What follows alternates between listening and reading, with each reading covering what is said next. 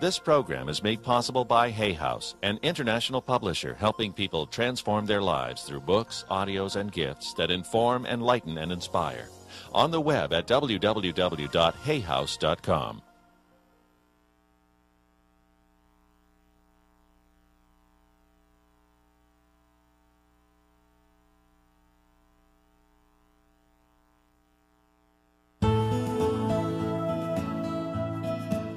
Thoreau put it this way. He said, our truest life is when we are in our dreams awake. Emerson, one of the people that we revere, who lived right here in Concord, said that the ancestor to every action is a thought. The energy that you have for creating what you want is in your thoughts.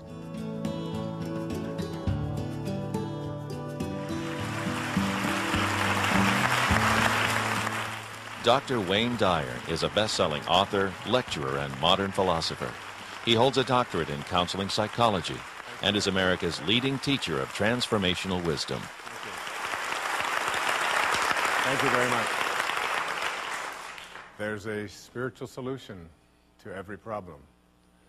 It makes a very large claim, the title of this program.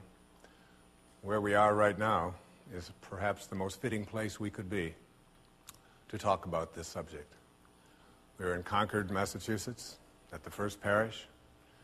If you look right up here to my right, there's a balcony, and Ralph Waldo Emerson and his family would come and sit there when they were children on Sundays. His grandfather, William Emerson, was the minister here when the shot that was heard around the world was fired, that started the American Revolution, followed by the French Revolution and all of the changes that took place in the history of humanity. Much of it started right here at this First Parish, on this site where we are now seated. And this program is really about transcendent ideas. The idea that within each and every one of us, there is something much more that most of us haven't even begun to tap, that allows us to create for ourselves a solution to things that we have called problems in our lives. Transcendentalism was born here. And transcendentalism isn't an ism that you join. You don't pay any dues. You have to remember that back in the 1830s and 40s and 50s, there were things going on in this country and in this world that today we find intolerable. Slavery was an accepted practice at that time. But right here in Massachusetts, in Concord, people like Emerson and Bronson Alcott, who was the father of Louisa May Alcott, and Nathaniel Hawthorne, and Henry David Thoreau, people who would come to the school of philosophy and talk about ideas about how to abolish such things as slavery. All of those ideas and more. The idea that somehow this notion that we are wicked, or that we are born in sin, or that there's something wrong with us as people. All of this was being discussed here in this place, in this beautiful place where new transcendent ideas took place. I was introduced to these kinds of ideas when I was a young boy. I was a sophomore in Detroit on the east side at Denby High School. And I had a biology teacher. And my biology teacher was a very well-meaning, a very nice man. And he asked me if I would, and as he did everybody else in the class, if we would like to pass biology, that we would like to turn in something called a leaf collection. Now, I had already passed leaves. I had identified all the leaves that there were to identify and gotten a good grade on them. But he said, no, you have to do something more. You have to collect a whole bunch of them and turn them in for an assignment and prove that you have seen them. And I told him, in probably not the most diplomatic of ways, I won't be doing that.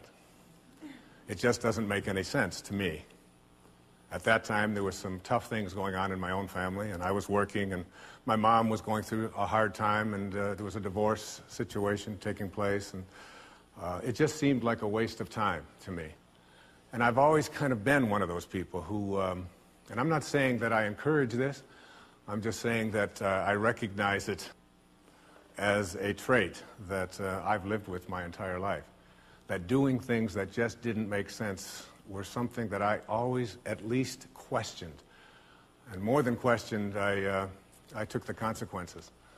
I think probably the most famous line out of William Shakespeare is a line that is most quoted because it is that which tells us an enormous truth. To be or not to be? That is the question. And it's a very powerful and important question to ask yourself. Am I going to be? Am I not going to be? But the lines that followed it were even more significant. Whether 'tis nobler in the minds of men to suffer the slings and arrows of outrageous fortune, or to take arms against a sea of troubles and thus by opposing end them. And so you have to always ask yourself that question. I think I was doing that. I didn't quote Shakespeare in those days. But I knew that doing things that didn't seem right or didn't make sense or were just being done because everybody else did them didn't fit in. And when I told my biology teacher that I wouldn't be doing that, he sent me to the principal's office. And I sat in the principal's office on this bench that had been worn smooth by generations of people just like myself, waiting to see the principal. And I waited a Monday and then a Tuesday and a Wednesday, and finally on Thursday morning I was escorted into the principal's office. And he informed me that everybody had to do the leaf collection and I was no better than anybody else. And if I didn't do it, I would be taking biology over again in the summer. But in those 3 days that I waited for the principal to make his decision about what my consequences were going to be, they left books for us to read, hoping somehow that perhaps even if we didn't read it just by osmosis, just by sitting next to it, perhaps some of this wisdom would come to us. And one of the books that they left there for us to read was written by a man who came into this church and who lived right here in this town. His name was Henry David Thoreau. And it was called Walden Pond. And I read through Walden, and it was all about nature, and it was all about sort of having a great reverence for all that is natural. But at the back of that particular edition, there was an essay that he had written. And the essay was called On the Necessity of Civil Disobedience. And I'd like to recommend to any of you who are running schools, if you have children that you are trying to get to conform and to fit in and to be just like everybody else, don't have them read Thoreau. And don't tell them to read Emerson's essay on self-reliance, which also happened to be at the back of this particular edition. And in that particular essay, he was talking about the importance of taking a stand against things that you thought were foolish, and about not just fitting in and not just being what everybody else tells you should be. And by the time Thursday got in there and I went into the principal's office, I felt like I was an American philosopher. I felt like I was someone that should be in there being recognized and have books written about, rather than someone being told to write a leaf collection. And I had a girlfriend at that time. Her name was Mary Jo, and Mary Jo was one of those people that we called curve breaker, She didn't just do a leaf collection. She would have it indexed, and she would have it color-coded, and she would send to Australia for eucalyptus leaves. I mean, she offered to even do it for me, and I said, no, it's a matter of principle. I said, it just doesn't make sense to make people do things just for the reason of fitting in and being just like everybody else. And that was my introduction to transcendentalism.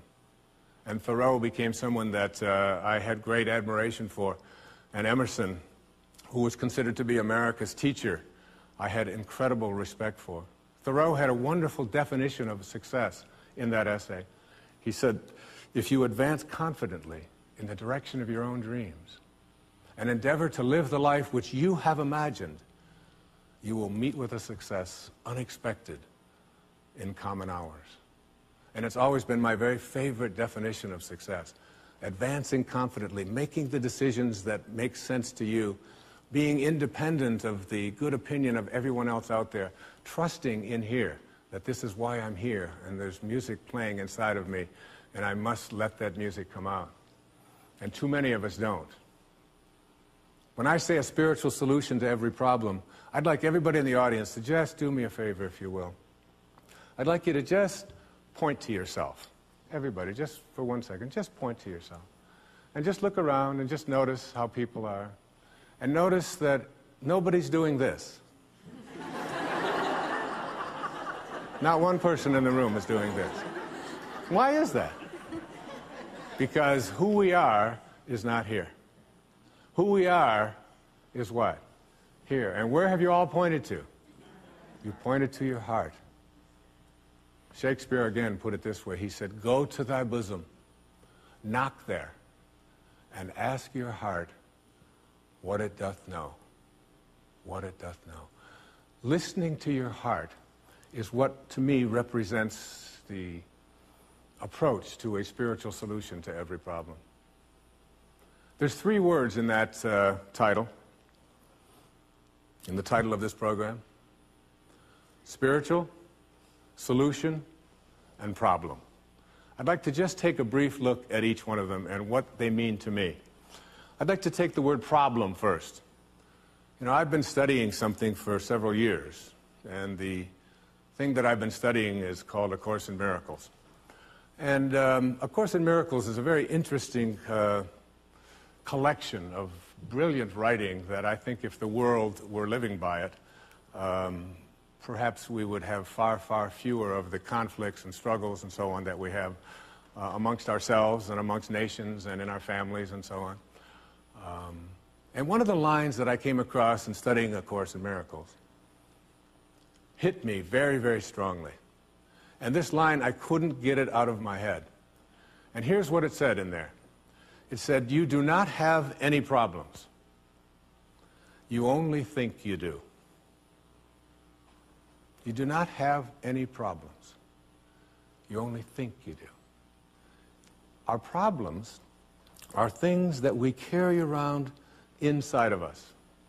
And if we could recognize that these things that we call problems, no matter what they are, and I'm not here standing up here talking to you on television telling you that the financial concerns that you face every day, the struggles that you face in your relationships, the whether or not you're going to be able to handle the health concerns and challenges that are facing you, all of these things that have come into our lives that we have labeled problems. But I'd like you to just remind yourself of where they are. They're not out there. They're in here. And they all represent something that I call energy. And one of my very favorite people in all the world, because he was not only a great scientist and a great thinker, but he was a great humanitarian as well. He would have really done well here in Concord. His name was Albert Einstein. And Einstein once said, "Nothing happens until something moves." Nothing happens until something moves. Everything is movement. Things look solid to us. You know, this watch on my arm looks solid. But if I were to take a microscope and turn up the magnification and look at this thing under a very, very strong microscope, you would see that it's really a dance. It's alive. It has molecules. Inside those molecules, there are all kinds of tiny little atoms. Inside those atoms are electrons and neutrons and protons and croutons and whatever it is, all of these things that we memorized when we were in physical science classes and so on. And then we have a new thing called quantum physics, and we look inside of these electrons and we find subatomic particles and subatomic particles. And what we've discovered through all of this is that everything is just energy. And you're watching a television set right now. And that television set has something coming into your home called energy. And you are looking at it, so there's visual energy, and you're hearing sound, you're hearing my voice right now, so there's something in the air between your receiver and my speaking here right now, something called sound waves, and they're all just energy. And if we were to understand how that energy comes into us, it comes into us through our senses, through our ears and through our eyes. And if we were to block off our ears and take all of the energy that was coming in the room into our ears, but before it hit our ears, we were to send it off to a scientist and say, give me a report, please, on this energy. They would send out the report, and they'd come back, and you'd look at it, and you'd say, well, what's in there? What is this? And they'd say, well, there's a lot of movement. There's a lot of energy. Some of it's very fast. Some of it's very low. Some of it's high. Some of it's low. I'd say, but are there any problems in this report? They'd say, no, there's no problems in the energy. It just comes in high and it comes in low. It comes in fast and it comes in slow. And you know, that's one of the most important principles that you can learn and master in terms of identifying things that we call problems. That energy only becomes something that we convert into problems when we put it into our head and begin to process it in a certain way. And as we process it in certain ways, we tell ourselves, these things are going to get worse, or this is a terrible experience that I'm going through, or my finances are, or I've just had this terrible bout with a disease, or whatever it might be. And all of it is something that we carry around with us. What I'd like you to do sometime is open up the Torah, or the Old Testament, and look at the opening line of the Old Testament, of the Torah. And the opening line of the Torah, these ancient spiritual texts that we all rely upon and live by. And it says, in the beginning, God created heaven and earth. Most of us have gotten through at least Genesis 1:1, all right? And we understand that. Now you move ahead 31 lines later, and it says, and all that God created was good. Now we're presented with an enormous conundrum, a difficulty in our minds. Everything was created by God, and everything that God created was good. Therefore, how do we ever explain bad? How do we explain evil? How do we explain problems? How do we explain so many of these things that are so much a part of our lives, of our consciousness? You have to see that these are all things that came about when we invented something called the ego. And this ego is nothing more than an idea that we carry around. And this idea that we carry around says that who I am is separate from this source, this perfection into which I was created. That I am separate from it. And as a result of being separate from it, I am what I have, I am what I do, I am what everybody else out there thinks of me, I am my reputation, I am separate from everybody else, and I am separate from God. The other line that came to me in A Course in Miracles, where it uses the word problem, said this: if you do have a problem, the only problem you have is your belief that you are separate from your source. The moment that we took on this idea that we were separate from our source and no longer believed in our own integrity of our own mind, the moment that we took on that, we began to develop something called problems, something called illusions. And I'd like to suggest to you that every problem that we have, the way I see it, is nothing more than a mistake or an illusion. And how do we do something about these mistakes that we have? They are in our minds. You know, it says very clearly in most of the spiritual literature, as a man thinketh, so is he. Emerson, one of the people that we revere, who lived right here in Concord, said that the ancestor to every action is a thought. Once you start to understand that what you think about, your thoughts, is what expands and becomes your life, you start getting real careful about what you think about. Real careful. So that when you have a thought that says, gee, I got a sniffle, it's in my nose, but tomorrow it'll probably be down here in my throat. And on Wednesday, it's probably going to be here in my chest. Always seems to happen this way. And on Thursday, I'm going to have a fever. I get one every time. You can just about count on it. I'm going to have to take Friday off. Now, it's Monday morning, and you got a sniffle, but in your mind, in your thoughts, you're taking Friday off with a fever, and lo and behold, your body begins to react to this thought, which is just a mistake of the intellect to begin with.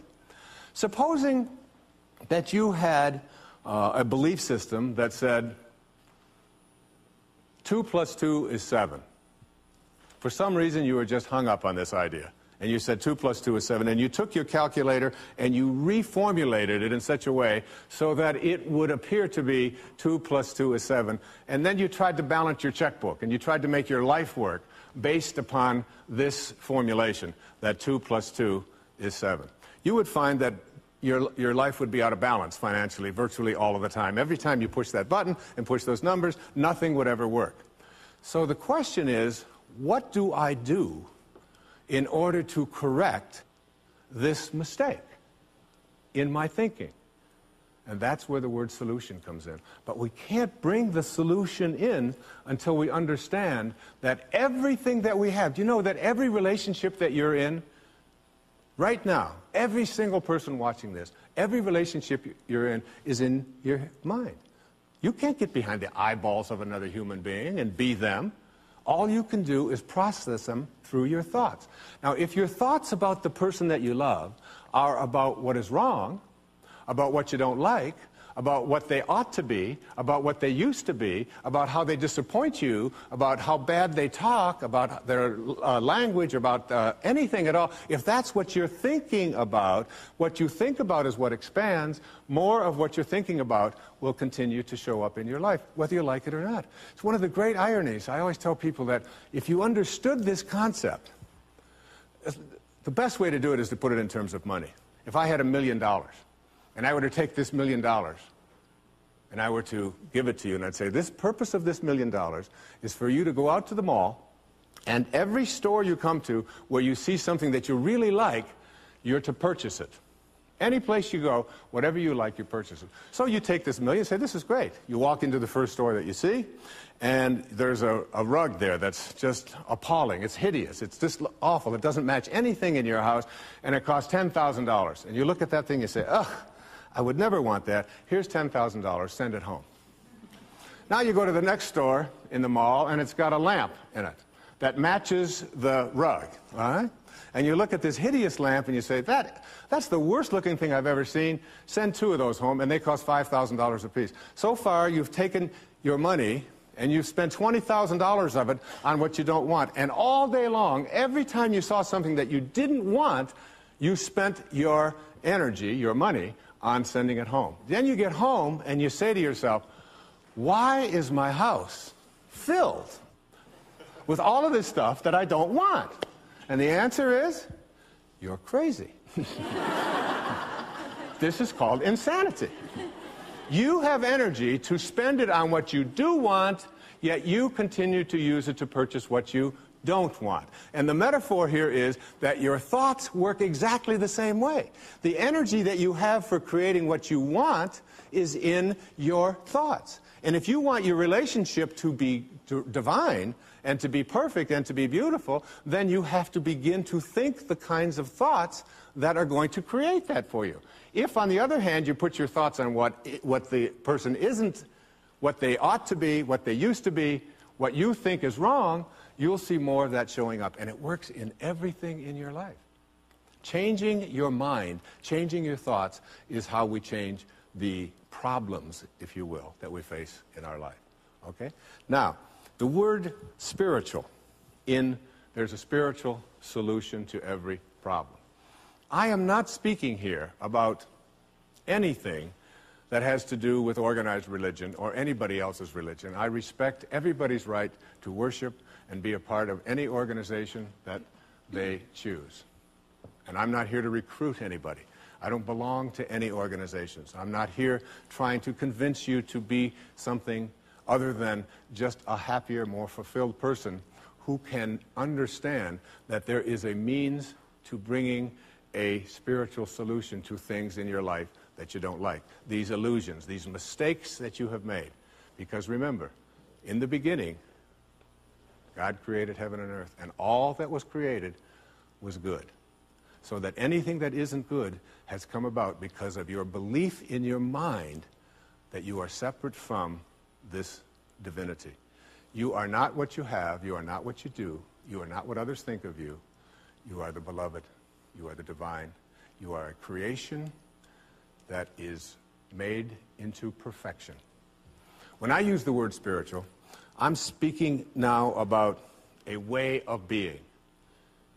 I'm speaking about not being a Buddhist, but being Buddha-like. I'm speaking about not being a Christian, but being Christ-like. I'm speaking about not being a Muslim, but being Muhammad-like. I'm speaking about a way of living which includes specifics, unconditional love, the ability to be able to send love in response to hate, in response to anger, in response to fear, the ability to live that.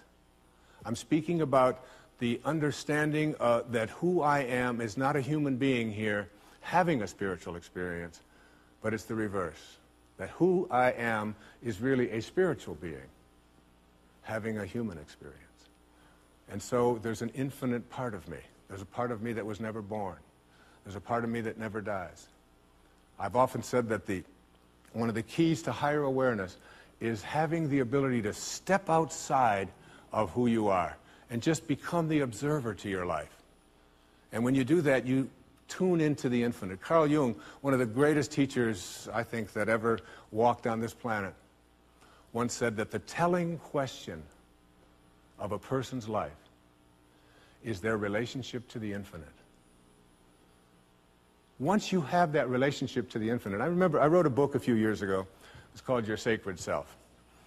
And in this book, I talked about the distinction between the ego, this part of us that wants to prove that we're right, and the part of us that wants to be at peace. And a woman came up to me at a talk, and she was one of these people who was going to give me some feedback about my book. And she said, she said, I read your book, and I didn't get anything out of it. I said, well, thank you very much. I appreciate that. She said, the only thing I can tell you that I got out of it is that now, after reading it, I no longer have a fear of dying. I said, that's all you got out of one book? This thing that all of us are always in dread of, and you read that? She said, yeah. She said, it just seemed like I understood that I'm an infinite soul after reading that. I said, well, perhaps that was the message that you had to learn, you know. So to me, spiritual means also it means becoming quiet. It means being able to make conscious contact with your source. To no longer have a sense of everything has to be loud. I have to be constantly talking. For me, meditation is such an important part of my life. I tell people who say they don't have time to meditate, I say, you're in a car, aren't you? You drive back and forth to work? I say, well, yes, I do that. 30 minutes each way. I said, well, how often each day do you think you spend at a red light? The person will say, well, I stop at least 6 or 7 times. I say, that's maybe 1 or 2 minutes each time. They say, yes. I'll say, you know, what I do at red lights is I just stop because my car has come to a stop and my body is in the car, so therefore it has come to a stop. The only thing that's usually still going is my mind. All right? So I say to people, take that minute or two to close your eyes, take a few deep breaths, and make conscious contact with your source. Reconnect to your source. There's always somebody behind you to let you know when your minute is up. It never fails, all right? Most of us don't understand that this business of making conscious contact can be illustrated, and if you get it, understand it. See, I think of my source as the ocean, and I think of myself as a glass.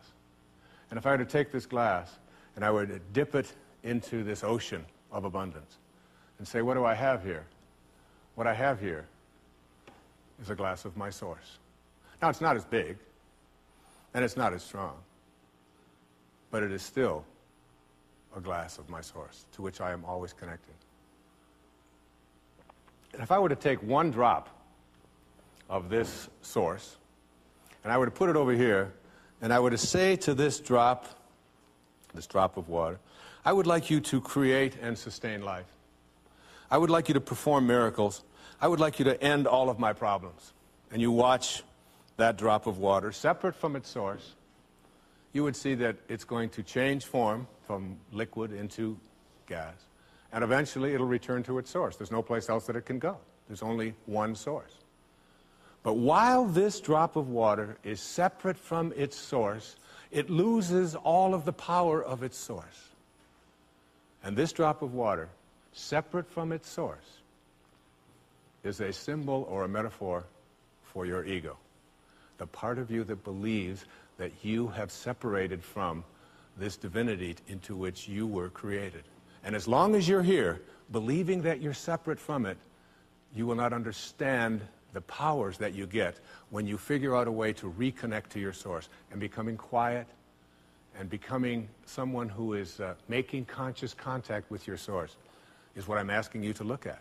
Because once you leave this ego behind, once you leave behind this idea that I'm separate from it and reconnect to it, then all of the powers of the source, of the ocean, the powers to create and sustain life, the powers to heal, the powers to attract abundance into my life, the powers to make my relationships divine and beautiful, the powers to appreciate, the powers to be miraculous.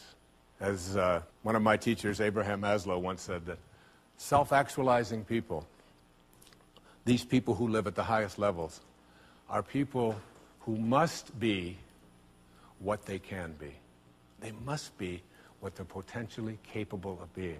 And this is what I mean by being in the world of spirit. One of my favorite Persian poets, Rumi, who lived back in the 13th century, once said, "Sell your cleverness and purchase bewilderment." Be in a state of bewilderment. That's what I mean by being spiritual. One of the ways to test whether you're on the path that I'm speaking about, the path of being into a spiritual being, having a human experience rather than the other way around, is to detect in yourself how much of my energy and my time do I spend being in a state of cheerfulness. How cheerful am I? Or how morose am I? How down am I? How, when I'm coming home to my family and to those that I love, how am I anticipating what it's going to be like when I go into the house? Am I down more? Am I unhappy more? Am I looking at the pessimistic side of life? Am I always feeling that something might be wrong? Am I putting my attention on what I don't want? Because if your thoughts are on what you don't want, and what you think about is what expands, what you don't want is what you'll continue to see showing up in your life. You'll keep purchasing it. Another element of what we call spiritual in these three words in this program is the sense or the extent to which you feel connected to other people. You see, the ego is the part of us that believes that we're separate from each other. I'm separate from you, you're separate from me. You have a different body than I do. I'm separate from what I would like to attract into my life, and I am separate from God. When you move into a spiritual approach to life, you begin to see yourself as connected to everyone and everything. And competition is replaced by something called cooperation. And when you see another human being in pain or struggling, you know that a part of you is in pain and struggling. And you begin to reach out rather than looking within and saying, how does this affect just me? It's almost as if you have to make a shift. And there's a wonderful story, and I'd like to share this story with you. It's a story, this is a story that took place at the Special Olympics in Seattle. And it's a true story. And when I read it, it really grabbed me. And I thought, when I do this program, I would like to share this with the rest of the world.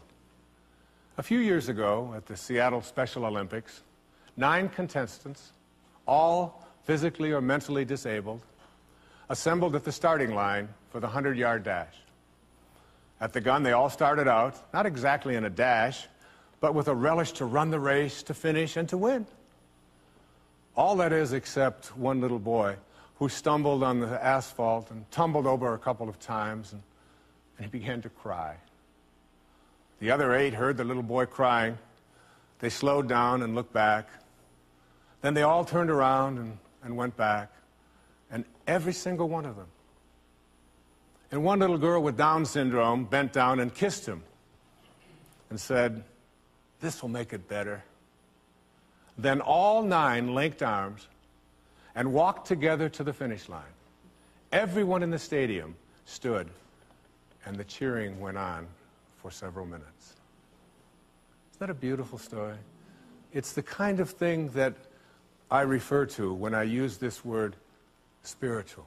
A sense of an awareness that It isn't about being better than somebody else. I think true nobility is not about being better than anyone else.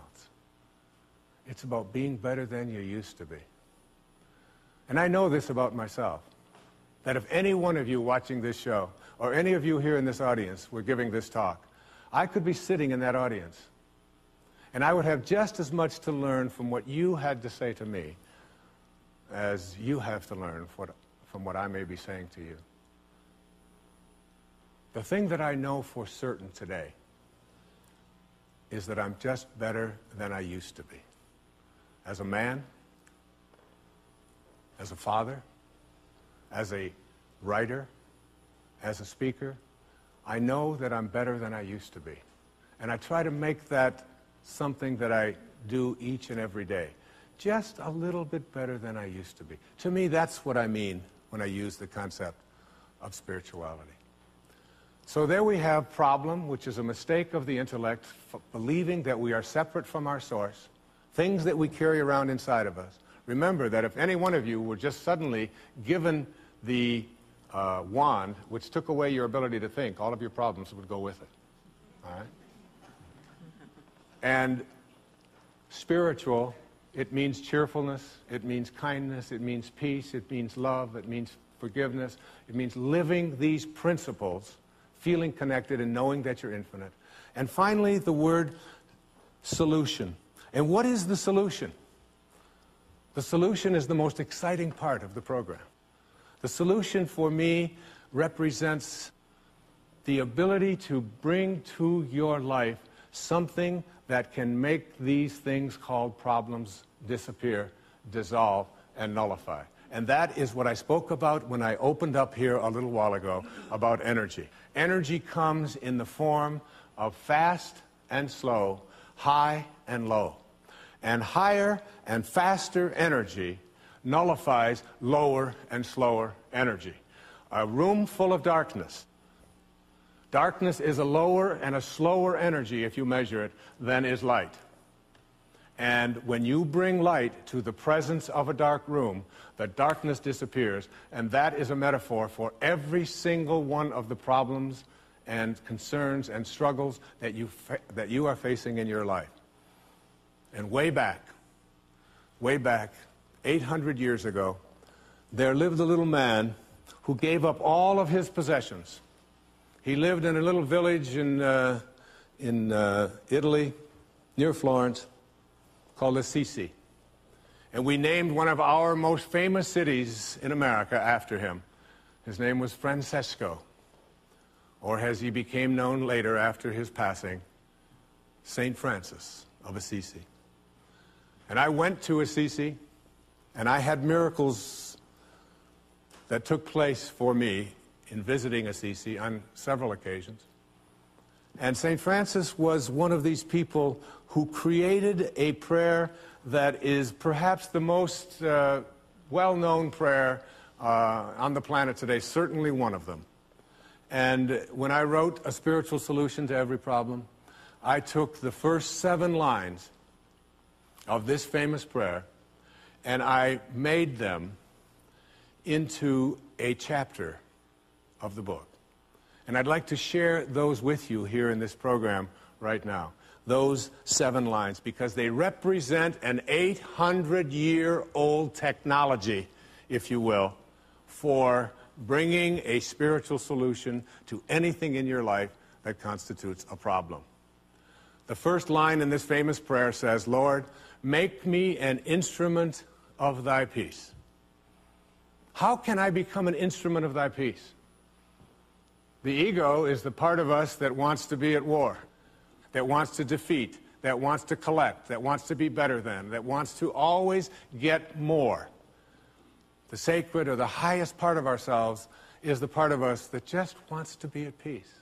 How can I become an instrument of peace? Not someone who's looking for peace, but someone who delivers it. There are opportunities every day. I was in a gas station just a few days ago, and in this gas station they had a car wash. And there was a young boy, he was maybe 18 or 19 years old, and he didn't speak English very well, and he couldn't figure out how to work the car wash. And he had put $2 in, and apparently it required $3.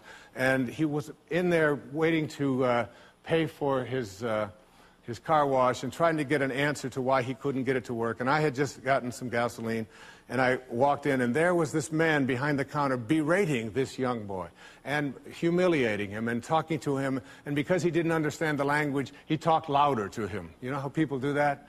You know, if someone doesn't understand you, you say, "What I said is," and they say, "I don't understand," and then you say it even louder.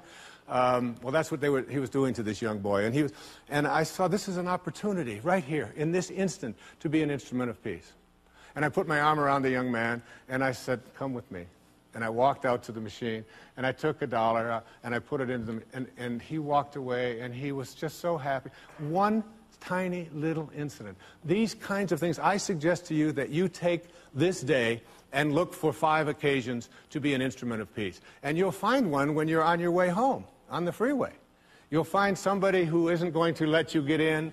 You find somebody who doesn't want to let you pass. And instead of giving them a hard time or being angry at them, try sending something called peace their way.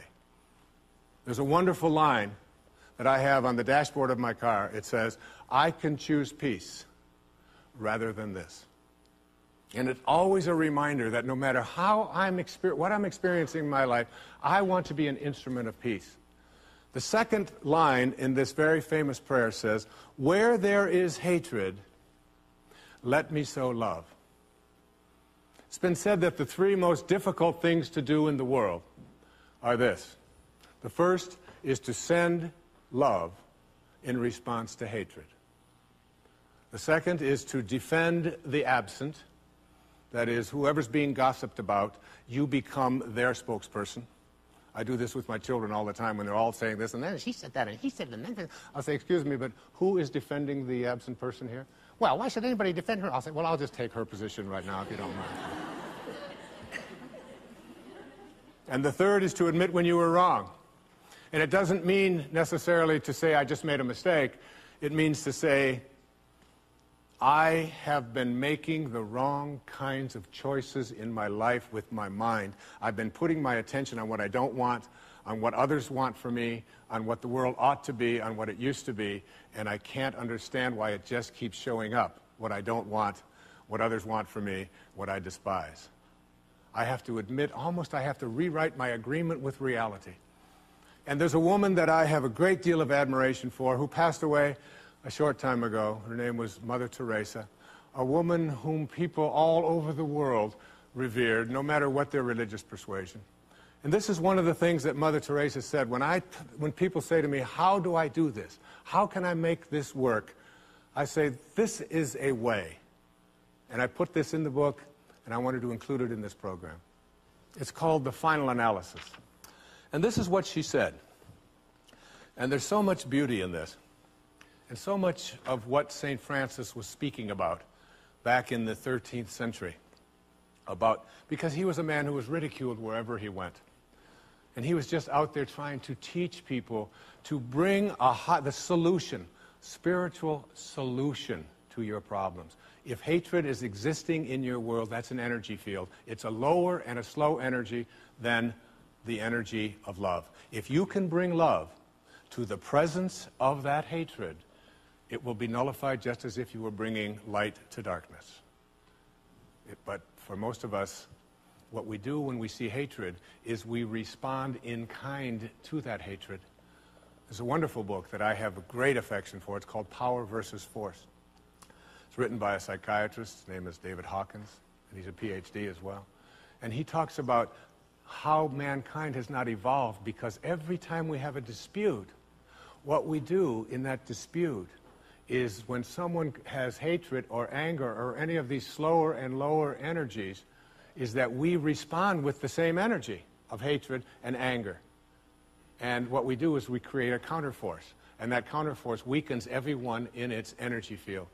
They said of Jesus, they said of Buddha, they said of these great spiritual masters, and Mother Teresa was one, that when they would walk into a village, just their presence in the village and nothing more would raise the consciousness of those around them. Just by being in the presence of someone who radiates out this kind of love, you alter it and change it. And here's what Mother Teresa said. She said, people are often unreasonable, illogical, and self-centered. Forgive them anyway. If you are kind, she said, people may accuse you of selfish, ulterior motives. Be kind anyway. If you are successful, you will win some false friends and some true enemies. Succeed anyway. If you are honest and frank, people may cheat you. Be honest and frank anyway. What you spend years building, someone may destroy overnight. Build anyway. If you find serenity and happiness, they may be jealous. Be happy anyway. The good you do today, people will often forget tomorrow. Do good anyway. Give the world the best you have, and it may just never be enough. Give the world the best you have anyway. You see, she said, in the final analysis, it's all between you and God. It was never between you and them anyway. Isn't that beautiful? It's Mother Teresa, and you should applaud because she deserves that. Thank you.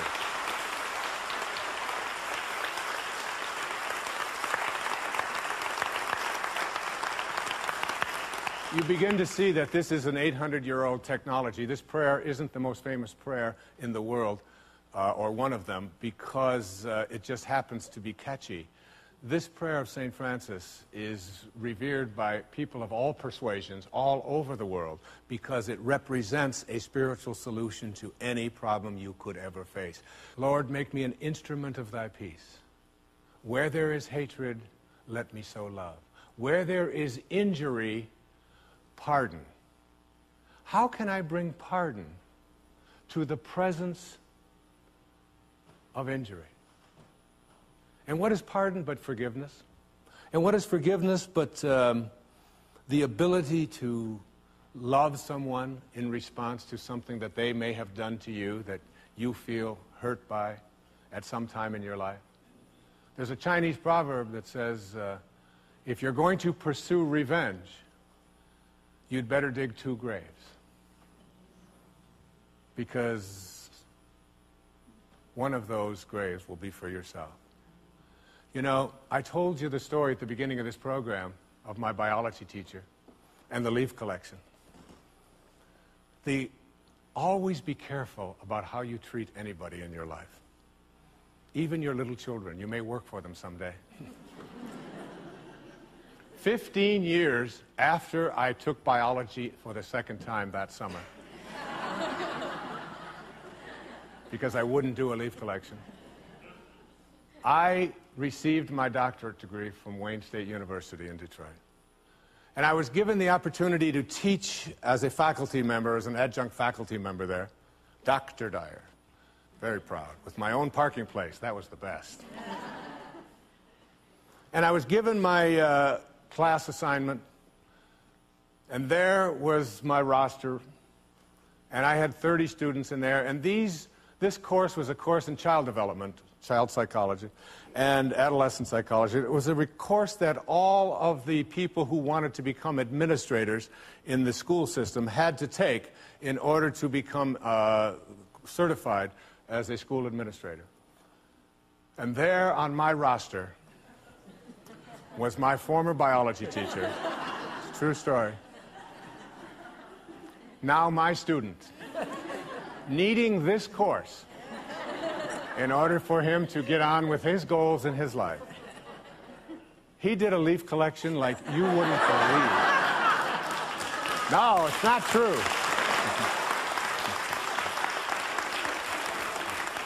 No revenge. I didn't even tell him, but I often thought about sending him down to Australia to get some eucalyptus leaves. It's just a requirement of the course. Everyone has to do it. But I didn't. Where there is doubt, faith. How can I bring faith to the presence of doubt? Rabindranath Tagore, the great Indian poet, once said that faith is the sound that the songbird makes before the dawn. Before the dawn. The songbird has got incredible faith. He knows the dawn is coming. And the ability of each and every one of us to just go within and find something inside of us. Someone said to me today that that's fine what you're talking about, but he said, I'm an atheist. And I said to him, I said, try not to think of it in terms of whether or not you belong to a perfect system, or whether God exists or doesn't exist the way you have been raised to believe. Try thinking of it as a presence. When you go to sleep tonight, look at your fingernails. And know that in the morning, they're going to be just a little bit longer than they were when you went to sleep. That there's a force in the universe that is everywhere. And this force doesn't grow your fingernails and stop yours from growing. This force doesn't allow your hair to grow. Well, that's not a good example. This force doesn't beat your heart and not mine. There's one force, one power in all of the universe, and it grows our fingernails, and it beats our heart, and it aligns the planets, and it opens every flower every morning, and it is this universal one song, universe, one song, that connects everything in the universe. It is a way of looking at the world from a spiritual perspective. Where there is despair, said Francesco, let me send hope. Michelangelo once responded, he said, the greater danger is not that our hopes are too high and we fail to reach them. It's that they are too low and we do. I do talk radio across the country all the time. And people will call in with a disease that has been diagnosed as terminal. And I will always tell that person that whatever energy that allowed any miracle to ever take place, that law is still on the books. It hasn't been repealed. Go to that place. Go to that place within you, that quiet place where you have an awareness that you can commune and reconnect to your source. And go there and be at peace. Find that inner joy, that inner island, that inner Tahiti that Melville described, that allows you to know that I am not going to have despair. I'm going to have hope. Where there is darkness, light. And I've spoken already about this whole metaphor of darkness and light. One of the most beautiful quotes from Ralph Waldo Emerson, Ralph, who sat right there. He said, there is no object so foul that intense light will not make it beautiful. And so often our thoughts are of darkness. So often at night, sometimes people they'll lie in their bed and they won't have any light in the room, and their mind will go into all of the fears and all of their worries and all of the stress. And I tell people, turn the light on. Bring light. Literally bring light to that presence. Because in the daytime, when the sun is out, when you're out in the light, things just don't seem the same as they do in the darkness, do they? And it's that light, that bringing light to the presence of darkness. Light is a higher and a faster energy. Bring that energy to the presence of that lower and slower energy called darkness. And it is nullified. It can't survive. Nor can hate, nor can anger. Perfect love, it says in the scriptures, perfect love casteth out all fear. Fear cannot exist in the presence of love. And sadness cannot exist in the presence of joy.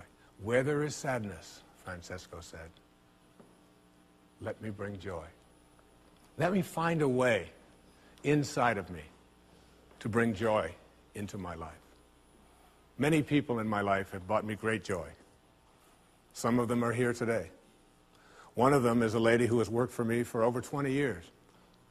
She doesn't understand the concept of not having accidents yet, and I've talked over and over again about when you reach the level of consciousness I'm speaking about, you will access things called intuition and insight. and then you will not be slipping back into these worlds of problems. Her name is Maya Lebo. She sits right here. Thanks for being here, Maya. God bless you. So many wonderful and powerful people in my life. All of them have done this thing for me. They have brought joy to the presence at times in my life of perhaps worry, perhaps fear, perhaps a little grief, sadness. And when I see them, I know that I'm living this prayer. You know, when I was raising my children, and I'm still doing that, one of my little girls, her name is Sky, and when she was just a baby, she would love to sit on my stomach when we were in the swimming pool or in the ocean. And she would just sit up there, and she would love to sing. And when she would sit up on there, we would sing this song.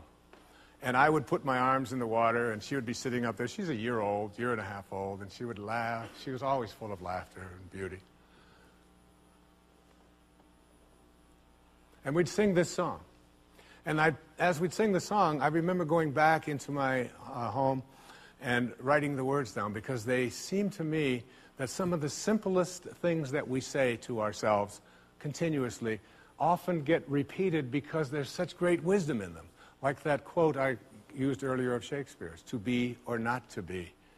That is the question. It is the fundamental question that Emerson and Thoreau and Alcott and Hawthorne and Julia Ward Howe and all of these people who came here, Louisa May Alcott, so all of these people were asking these questions and asking people to look at their own lives and to find within them their own divinity and not be doubting that and finding fault with it. And as we would sing this song, I thought it had so much meaning, it had so much sense. And the song goes like this. Most of you know it. We would sing, row, row, row.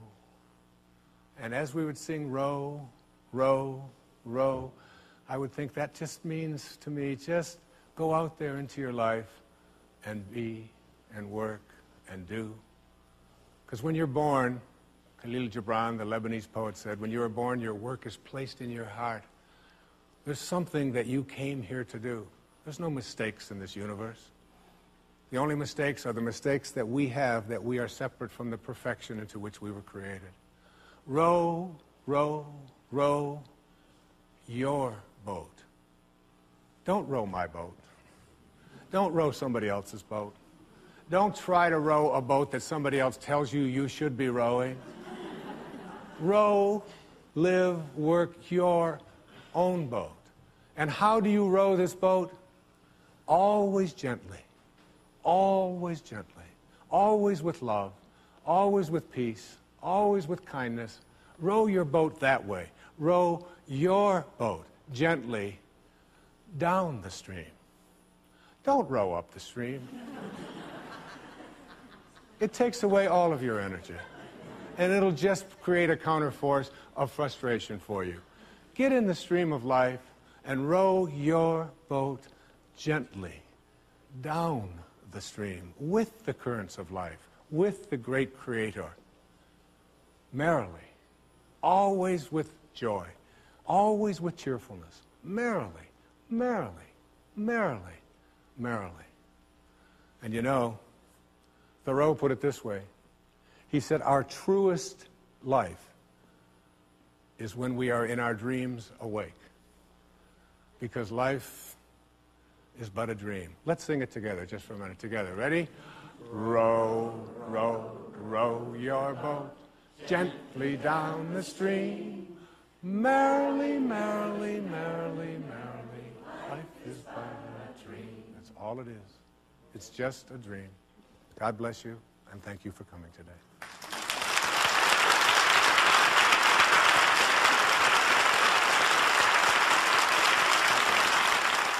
Coming up next, a special bonus segment. Dr. Dyer demonstrates the energy of our thoughts, plus a special musical performance.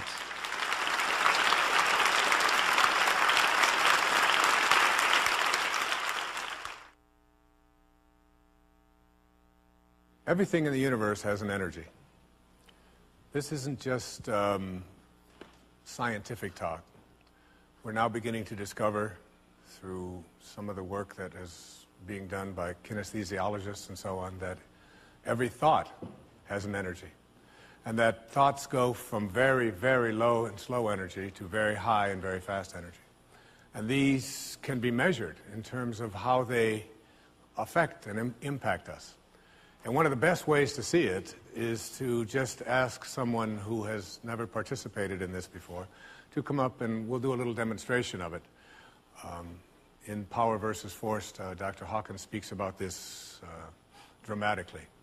I have spoken about it in this program, and I've also spoken about it and written about it in A Spiritual Solution to Every Problem. But I'd like to just demonstrate it for you so that you can see it put into practice by someone that I've never met before, who's here in the audience today. And I'd like her to come up. She's volunteered to come up. She's been mic'd. And come on up and say hello. This is Eleanor, is that right? Eleanor. Great. Yes. It's nice to meet you, Eleanor. Nice to meet you. I ask for someone who had been in at least a second marriage, someone who had been through a divorce, okay? So what I'd like to do is I'd like you to just stand and face me, if you will. And I'd like you to just give me your full name. Eleanor Corey Waskovich. Waskovich. I got to deal with a Waskovich, all right? So don't I. And you married a Waskovich, right? You must really love this guy, right? All right, Eleanor. So your name is Eleanor Corey Waskovich. Is that right? Yes. Okay. I'd like you to take this arm, if you will, and I'd like you to hold it out, and I'd like you to make a fist, if you will. And I'm going to take two fingers here, I'm going to put one hand here, and I'd like you to resist me as hard as you can. I just want to see, is that the truth? That is your name, Eleanor Corey Waskovich? You're telling me the truth? I'm telling you the truth. Okay, I'm going to resist. I'd like you to resist as hard as you can. And would you say that right now you are strong or weak? And that I'm putting pressure? Could you feel the pressure? Yes. Okay. Now what I'd like you to do is I would like you to make up a name when I ask you your name. And no matter how I try to persuade you to the contrary, I want you to tell me that this is your name. I want you to lie to me. You'll be forgiven for this, all right? It's just a demonstration, all right? Okay. Okay, so what is your name? My name is Hilda Smith. Hilda Smith. Yes. Okay. So you're telling me that your name is Hilda Smith? Yes, I am. And is that the truth? Yes, it is. That's the truth. That's the truth. What is your name? Hilda Smith. And that's the truth. That's the truth. Okay, hold on to that thought and resist me as hard as you can, okay? And I'd like you to, okay. Now give me your real name. What is your real name? My name is Eleanor Corey Waskovich. Is that the truth? That's the truth. Okay, resist me. Okay, now I'd like you to give me the other name. What is your name? Hilda Smith. Is that the truth? That's the truth. You're telling me the truth. I'm telling you the truth. Okay, hold on to that thought. I'll hold resist. on to that thought. Okay, and resist me as hard as you can. Do you see the difference? Oh, absolutely. Okay. There was no way I could keep my hand up. Yeah. We could have saved $93 million by bringing President Clinton up here. Anyway, never mind. Okay.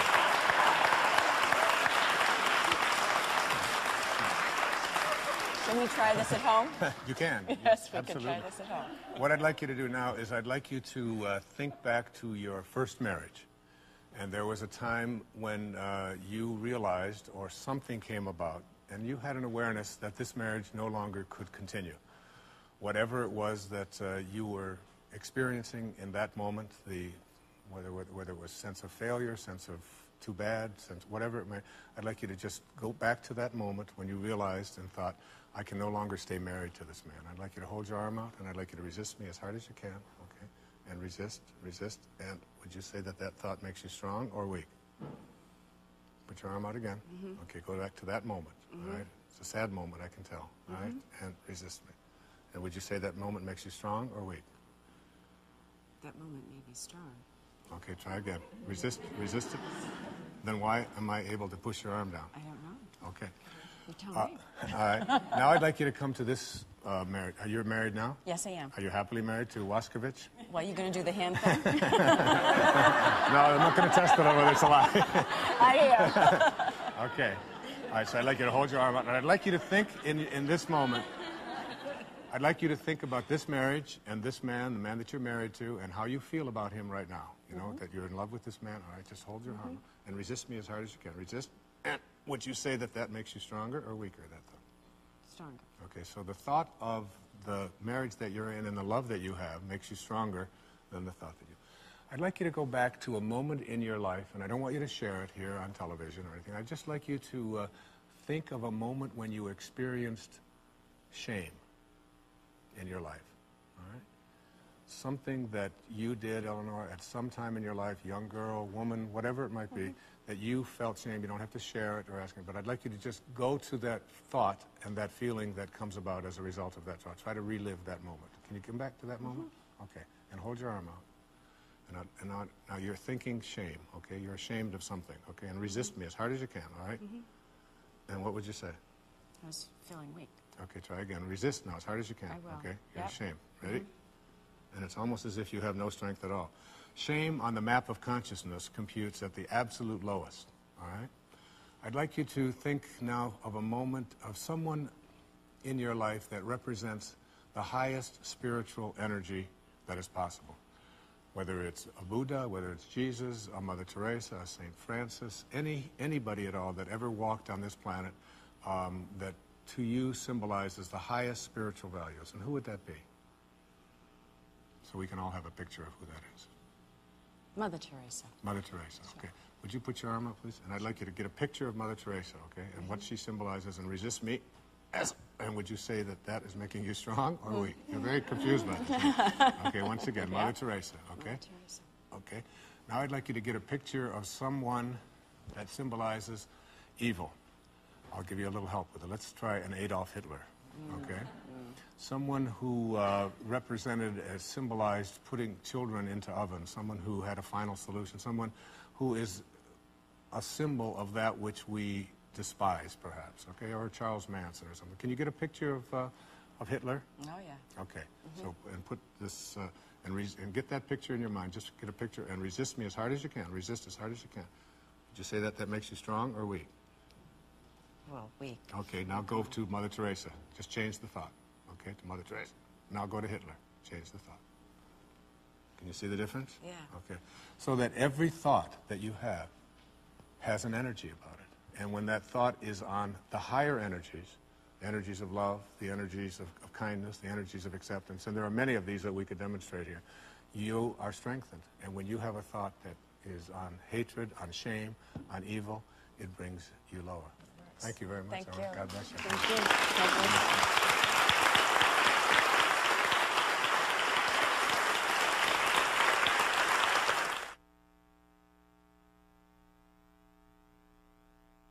You've just heard me refer to my little baby, Sky. Well, she's going to be here singing a song that I always close my talks with. It's a song that was written by a man named John Newton back in the 18th century. It really is a symbol, a metaphor, if you will, for all that I've spoken about here. He called what I've been calling a higher and a faster energy, he called it grace, saying, I once was lost, and now I'm found.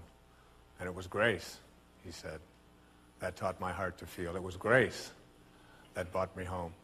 This was a man who had gone from being a slave trader to an abolitionist in one moment. And the song represents to me the greatest spiritual message we can have. Bring grace to the presence of the times in our lives when we're lost, and we'll nullify and dissolve it.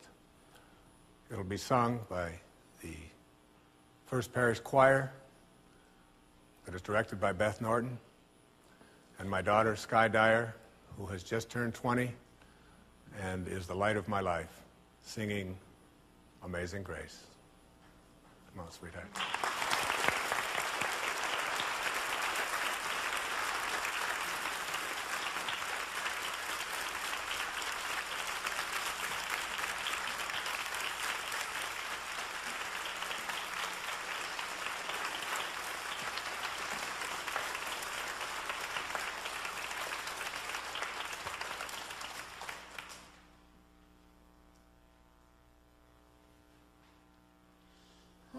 Amen.